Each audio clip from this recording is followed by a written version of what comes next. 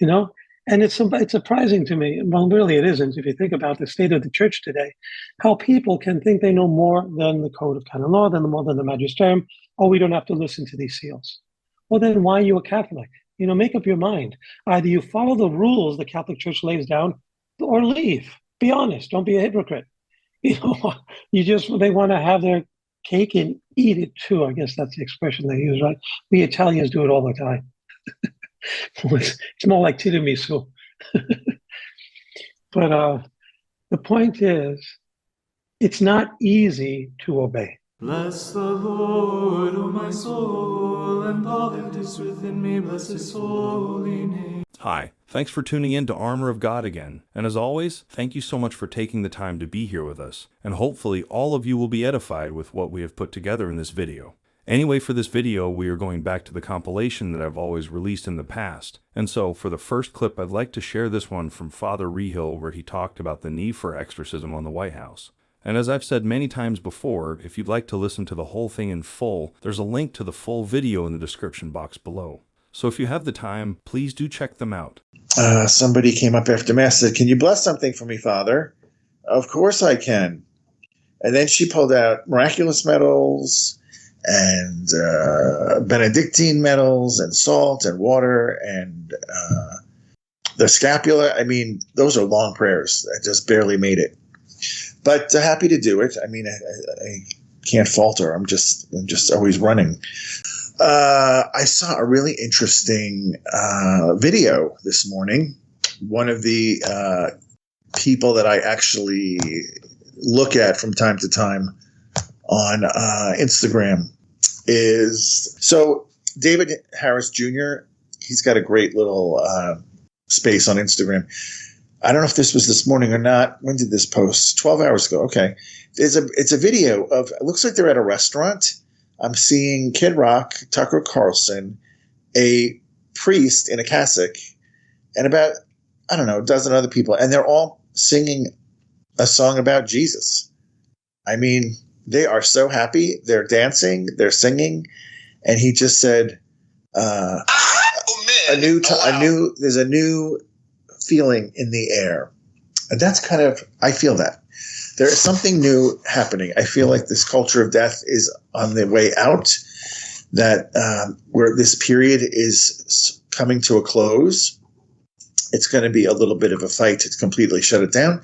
But this oppression that we've been living under for 4 years is coming to a close. This is really good news. And it's sad to say that this Catholic president has embraced all things unholy and has put a curse over America, and that curse is lifting. And I hope Donald Trump, anybody that's listening that knows him, please let him know. He should have the White House exorcised before he moves in, or the day of moving in. I mean, get a priest in there. I know he knows priests. I think even Father Ripperger was just down at Mar-a-Lago.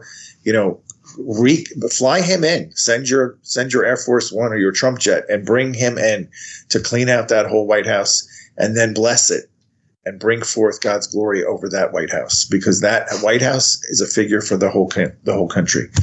There's going to be a little bit of work to be done there. I would say the Pentagon needs the same thing, and probably the Senate and the House. All of them, all these buildings should be exorcised and then blessed. For the benefit of the whole country. Now, as many of you know, there are a lot of non-Catholics watching the videos here, and I'm very happy that many of them are willing to listen to our Catholic priests. And one of the things that I often see in the comments is about purgatory, and many times some of you have been asking me to include clips of priests talking about purgatory. So there's one from Father John that I'd like to share here with you. The Church has never declared where purgatory is. Some people who die may have their purgatory here, asking people to pray for them. All right? There have been documented situations where people have encountered the spirit, ghost, of someone who died, who came to them and said, "Pray for me." please pray for me. I'm in purgatory. I will be here until someone prays for me, someone has a number of masses said for me, because that is part of my purification. And God allows them on a rare situation to appear to a family member or someone and beg their prayers. That's why our ancient practice of praying for the dead is still valid. Okay? Because even though they've died, they may have restitution they need to do for the harm they did in the world. All right? So in Catholic understanding, a ghost can be, spirit can be, someone who's died, who for some reason is attached to a location because of injustice. Maybe they were killed there. Okay? Some houses, they're supposedly haunted. Some exorcists kind of wonder, did they die there of a violent death? That they stay there looking for justice because someone needs to pray for them. Okay, there was a case that God told me about a man who bought this house, and it was like 3 floors, garage bottom floor, living room, and the bedrooms upstairs. And when he bought the house, he really didn't know about the background. This is before laws got passed that you had to tell people somebody died in your house. And so he would go upstairs, from the garage, up the steps to the first floor, close the garage door that led down the steps, lock the door, go to his house. He'd come back and the door was always unlocked, but he locked it. Kept going on for a couple of months, and then the neighbor said, anything weird going on in your house? Goes, why do you say that? Well, the lady of the house died in that house, but I'm the neighbor, and I don't think she just fell down those stairs by herself. Her and the hubby were not exactly in the best place, and all of a sudden, she went careening down the stairs and died. So he kind of thought, oh, really? It's interesting. The realtor didn't tell me that little detail. So he kept living there, and every time he would go by that door that went down the stairs, it was always unlocked, even though he would lock it. So finally, the investigators come 6 months after all this, and is looking through the house and goes, she died down these stairs, didn't she? Goes, yeah, how did you know that? Goes, I didn't, but this door does not stay locked. I lock this door 4 or 5 times. Every time I come by, this door is unlocked and wide open. I don't know, but there's something here that's not resolved. So that so fascinated the policeman that he reopened the investigation, and they actually found the person guilty of, she just didn't fall. All right? That was the soul seeking justice for their death, and still involved with that house. In case some of you were not aware of this, recently Father Carlos Martins has just launched his book called The Exorcist Files. You can get them on Amazon. Simply search the book by Father Martins, and you'll find them in the search results. And of course, you know that I really love listening to him, and that is why I decided to include this clip of him talking about something. Well, it is something that we are aware of, but sometimes maybe we forget about what Jesus taught us. As priests, we attend a lot of funerals, and we are around the dying much. And we help process many obituaries for newspapers and for online postings.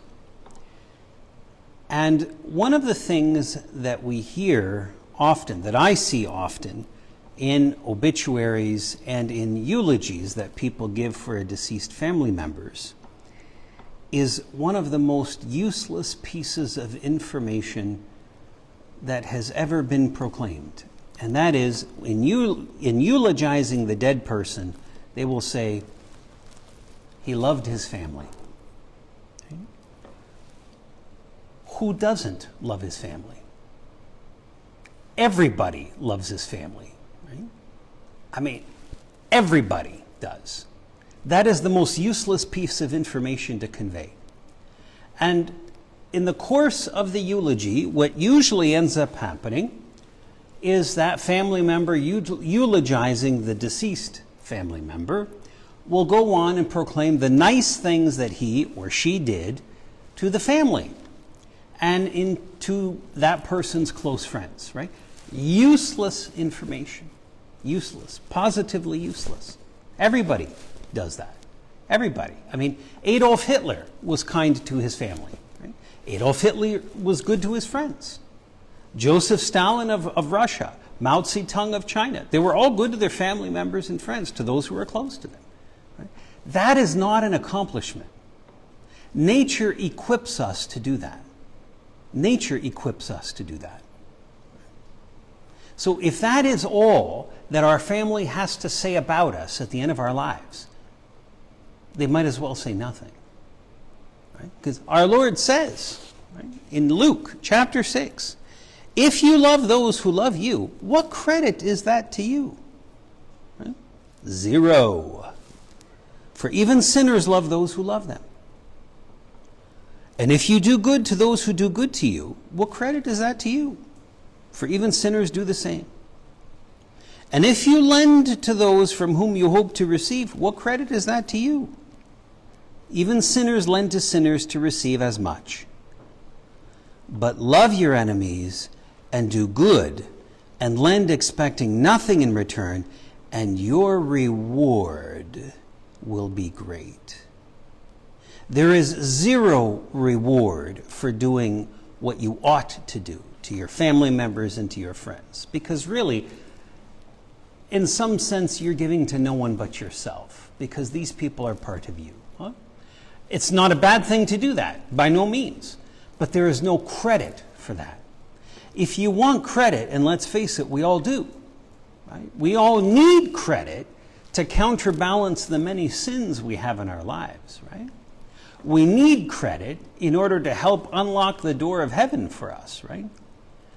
And we want the door of heaven unlocked wide open for us. We don't want it cracked open this much and we have to try to squeeze in, right? We want it wide open. I know I do. Right? And so our Lord gives us the recipe in the gospel today. The greatest and the first commandment is to love God with all your heart, with all your soul, and with all your mind. And the second is to love your neighbor as yourself. Your neighbor. Right? Not your immediate family members, not your spouse. Of course, we love them, and we need to be generous with love towards them. But to love those who are quite possibly incapable or who refuse to return us love in return. Now that is meritorious of a reward. Right? That is meritorious of grace. Because our neighbor so often is a nasty human being. Right? The world is filled with nasty people. Sometimes they're to the right and to the left of us. And in so doing this, we will show to them that we are Christians. And that is what the Lord wants them to see. That we are Christians and that the message of Christ has changed us. And for that, we get a reward. Right? For that, the gospel is spread. Right?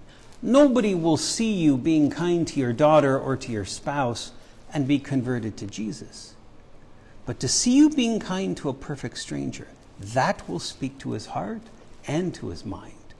Because you will represent something very different. Something that nature does not equip one to do. Something which nobody does on this earth except for the Christian. Right? And then, here's another request from some of you in the comments before, but I wasn't able to share it with you recently, and it's about discerning the will of God. So I thought for this one, and I suppose for those of you who have been following this channel for a while now, you know that I will definitely share something from Father Joseph Iannuzzi here with you to answer the question. And Father Iannuzzi is someone that I really respect. He's provided me with a lot of guidance and spiritual directions. He sometimes look at the comment sections of this channel and say I have to be more proactive in removing the toxic comments. And whenever I am able to get a one-on-one session with him, I'm always edified by those sessions. You know, whenever we want to discern the will of God, there are three fora to which we refer. The first is the human conscience. Even the Catholic Catechism relates that when making a decision interiorly before acting upon it exteriorly, We consult with the first forum, which is the conscience, through which God speaks. This is evident in Lumen Gentium, the Vatican Council document, chapter 16, article 16, as well as the teachings of Cardinal Joseph Ratzinger before he was coronated Pontiff Benedict XVI. The conscience is the first forum of discernment, of decision-making. Therein, God speaks to us, Thomas Aquinas alludes to this when he speaks of the natural law, that all creatures are given by conception, that comes to fruition at the age of reason, through which God speaks to us without any formal education, in general terms, discerning therefore right from wrong. So there is a certain inclination within us that God puts there. When we're children, we're told things like there's one good angel on your shoulder and a demon on the other shoulder, both whispering into each ear, trying to convince you to do good or bad. And we must discern the good voice and follow it. Well, that's the voice of God. The second forum is, of course, the church. That forms our conscience. So if we are born with this natural law, the voice of God in our conscience, that is given at conception and is able to be discerned at the age of reason, and is progressively discerned as we get older through the formation of our conscience, this formation is enabled by the church. If we're therefore a child and know that killing our parents is wrong without being taught that, just because it's against our conscience, our good conscience, we need still to reform that conscience to know specific cases that affect our lives in the moral arena. For example, abortion, or euthanasia, or artificial birth control, or artificial insemination. Right? These things we may not know as children just from the voice of our conscience. And this is why the church helps form that conscience. And then, I would also like to share something from Monsignor Stephen Rossetti. Again, if any of you who wants to join his online deliverance session, you can check it out on St. Michael's Center for Spiritual Renewal channel, and he's doing a monthly session, and it's highly recommended. So if you have the time, or if you're having any problems spiritually, why don't you give it a try? Anyway, for this clip of Monsignor Rossetti here, I want to share this clip of him talking about the Freemasons. Freemasonic stuff, people think that what's wrong with it, but in fact, the church's rejection of Freemasonry has not been lifted. It's still, verboten to be a Freemason, and any of those sort of organizations that are connected to Freemasonry. And there are really curses connected to it. There was a Marian apparition in the 15th and 16th centuries in Ecuador, and Our Lady of Good Success. And one of her statements was that Satan reigns through the corruption of the senses, the passions, whatever, and through Masonic sects. So, if that apparition was valid, I presume it is, but nonetheless, it appears Our Lady herself has said something about Masonic sects. But nonetheless, you can see many times people will see in their family members a continuing kind of problem, a cursed problem. It can't seem to shake it. Whether it's generation infidelity, strange deaths, addictions, generational abuse, all sorts of things, and it just happens again and again and again and again. It starts becoming strange. Why does our family appear to have this curse? Well, when you look back at a number of these families, what you find is that grandparent, great-grandparent was a high-level Mason. And you may not have been a Mason, but we go through the prayers to reject the curses. But it's definitely a problem. People think it's just a nice social organization. On all those sects connected to Freemasonry, it's not. If you actually go into the specifics of these Freemasonry, you'll find that it has cultish stuff with curses involved. And there's really curses for the family. Well then, that will be all for the video this time. And as always, thank you so much for taking the time to be here with us. And hopefully all of you have learned a lot from this compilation. And remember, if there's any feedback or suggestion, please let us know in the comments below. Anyway, if you like what we do and you'd like to support us, I left a link to our PayPal donation in the description box below, and from the bottom of my heart, thank you so much for your continuous support, contributions, and prayers. And until the next one, thanks again for watching, and may God bless you. Well, I think I'll put it to this. The best practices is stay humble, stay small, and stay clean. You know, there's a lot of temptation that comes at you as a priest, and there's even more so, I think, as an exorcist, because the devil wants to throw you in the trash. The devil would want you dead. He wants everybody dead, but he really wants the exorcist dead. So you can't really be somebody who is thinking, I don't do anything when I go into the exorcism. I pray the prayers. That's what I do. God does all of the work.